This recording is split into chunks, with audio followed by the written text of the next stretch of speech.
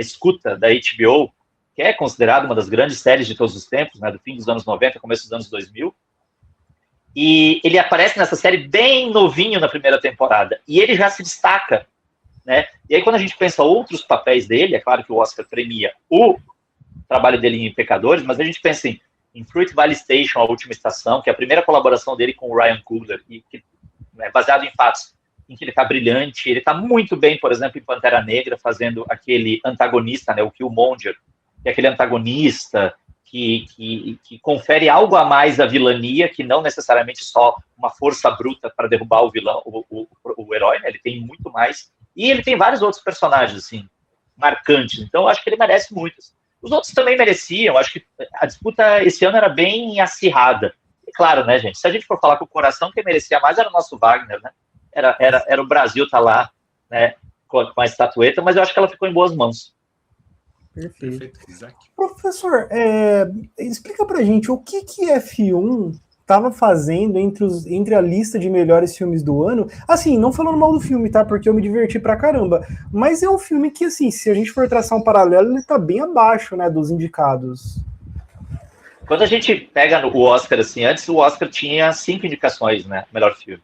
Agora ele tem até 10. Me dá uma raiva desgraçada quando o Oscar indica 9 ou 8. Se é até 10, bota 10. Né? Pelo amor de Deus, vai botar 9.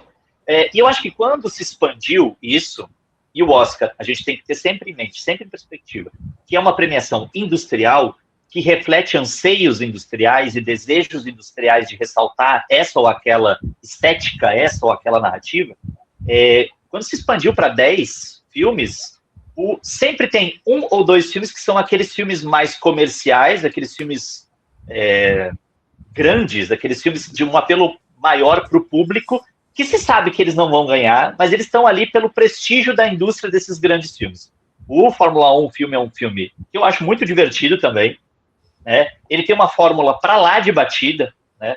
É uma situação de crise em que a gente tem um veterano que tá separado daquele mundo e um novato que está naquele mundo, mas que não tem a inteligência suficiente para vencer. Então eles precisam se juntar, o veterano e o novato, para que a vitória aconteça, né? Seja de um ou de outro. Tem uma coisa de passagem de bastão ali. Ou seja, ele tem uma formulazinha bem delineada. Mas, especialmente para quem gosta de Fórmula 1, e eu cresci gostando de Fórmula 1, as cenas de ação são muito boas, né? A questão técnica, quando a gente assiste a esse filme no cinema, a questão técnica sobressai, mas de fato, né? Ele estava ali ocupando a cota do blockbuster, a cota do filme grande, a cota do filme que, se a gente tivesse o Oscar com 5 indicados, que eu acho que deveria ser, até para reduzir um pouco o scope, para valorizar ainda mais a indicação, eu acho que o Fórmula 1 não estaria ali.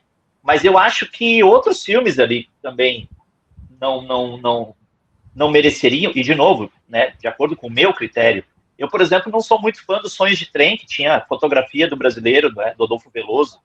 Eu acho um filme ok, mas também para estar lá entre os 10, mas é isso, são os acenos industriais. O Sonhos de Trem é um filme da Netflix, o Fórmula 1 é um filme da Apple. Então, assim, esses novos gigantes da indústria, eles são contemplados, e eles precisam ser contemplados, porque, de fato, é eles que ajudam essa indústria a continuar se movendo, né, a ficar cada vez mais gigante ou a preservar o seu gigantismo. Professor, você acha que um dia a gente vai ter um Oscar para filmes que é da Netflix, da Apple, daqui para frente? Porque eu e o Isaac estavam discutindo muito isso tempo atrás agora. Foi a compra da Netflix, ia comprar esqueci o nome da... A Warner. A Warner, né? E o Isaac falou que era o fim do cinema, era uma bomba. Aí eu falei, não, Isaac, eu acho que se a Netflix comprar, podemos ter mais filmes muito bons, com franquias boas.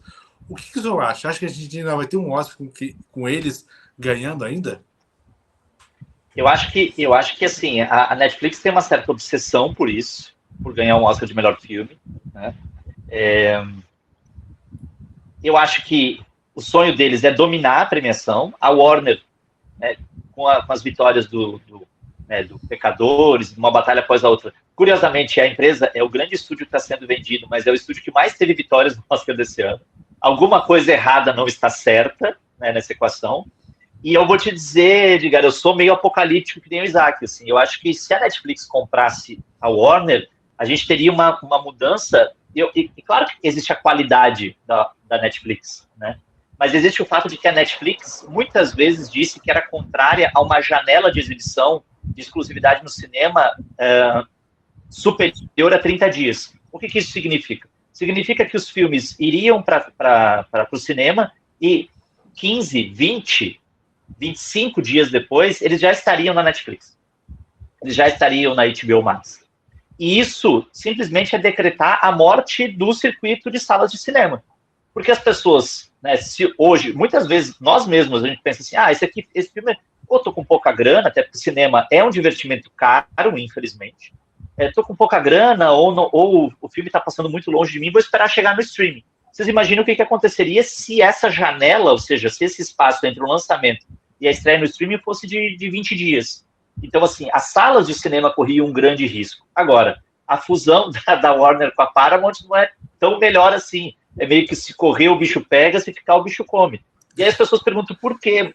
É porque nunca né? Em qualquer mercado, nunca é bom quando muitas propriedades ficam concentradas num mesmo proprietário. Né? Assim como não foi legal a 20th Century Fox, que era um estúdio super tradicional, ser comprado pela Disney. Assim como não era legal a MGM ser comprado pela Amazon. E também não era legal a Paramount comprar a Warner, porque são muitas propriedades concentradas numa mesma mão. Então, assim, tu diminui a concorrência, tu aumenta o comodismo, né, do cinema. Então, quanto mais concorrência, melhor. Mas, assim, infelizmente é assim que acontece, né? Infelizmente...